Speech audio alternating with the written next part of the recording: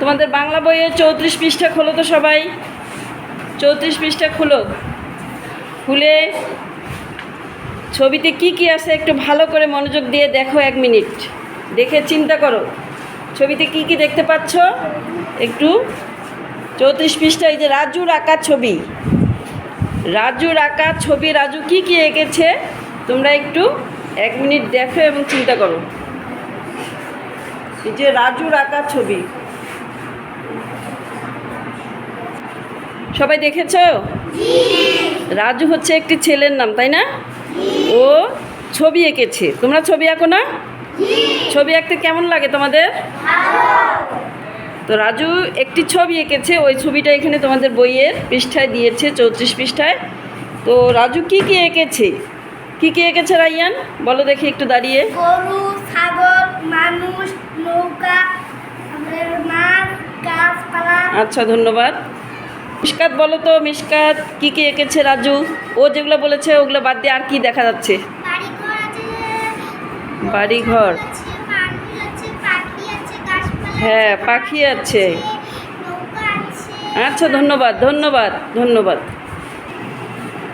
রাজু যে ছবিটা এঁকেছে, এখানে তোমরা বললে যে গরু আছে, পাখি আছে, নদী আছে, নৌকা আছে, তাই না? এখন এই শব্দগুলো দিয়ে রাজু যে ছবি এঁকেছে, এই শব্দগুলো দিয়ে আমরা বাক্য লিখব। আমাদের বাক্য লেখা শিখতে হবে, তাই না?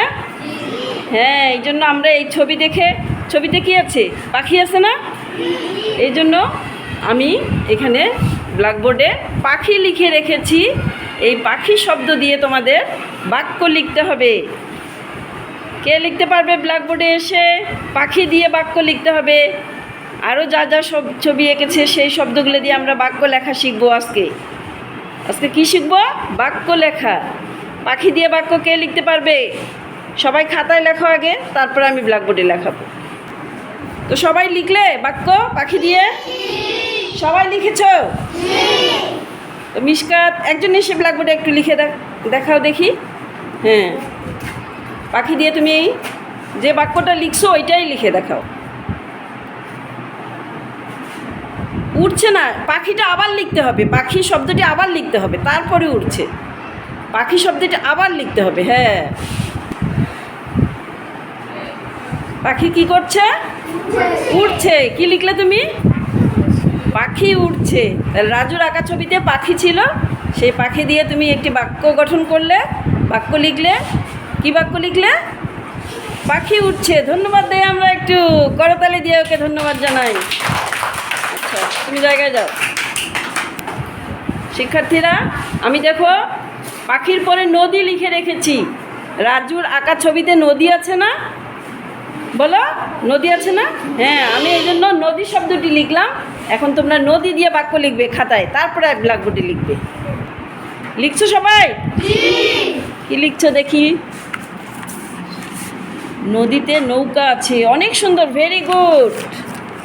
এবার প্রাপ্তি এসে ব্ল্যাকবোর্ডে লিখে ফেলো তো নদী দিয়ে বাক্যটি।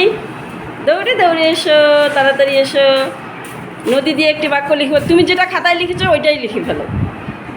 কি হবে বাক্যটি? মুখে একটু বলো তো। নদীতে নৌকা আছে। হ্যাঁ, ভেরি গুড। নদীতে নৌকা আছে। নদীতে নৌকা আছে। দেখছো প্রাপ্তি কত সুন্দর লিখতেছে। তা আমরা কি ওকে ধন্যবাদ দিতে পারি না? তো তালি দাও, ধন্যবাদ, তালি। অনেক অনেক ধন্যবাদ। তোমার জায়গায় যাও। এখন দেখো আরও একটি আমি শব্দ লিখেছি, মাছ। কি লিখেছি? এই মাছ দিয়ে তোমরা এই বাক্যটি লিখবে। মাছ দিয়ে একটি সবাই বাক্য লিখো। এইটা লিখলেই শেষ। মাছ দিয়ে তো অনেক সোজা, তোমরা পারবে না? দেখি কি লিখছো। নদীতে অনেক মাছ আছে। বাহ, ভেরি গুড। সবাই লিখো। কি লিখছো রাইয়ান? আমি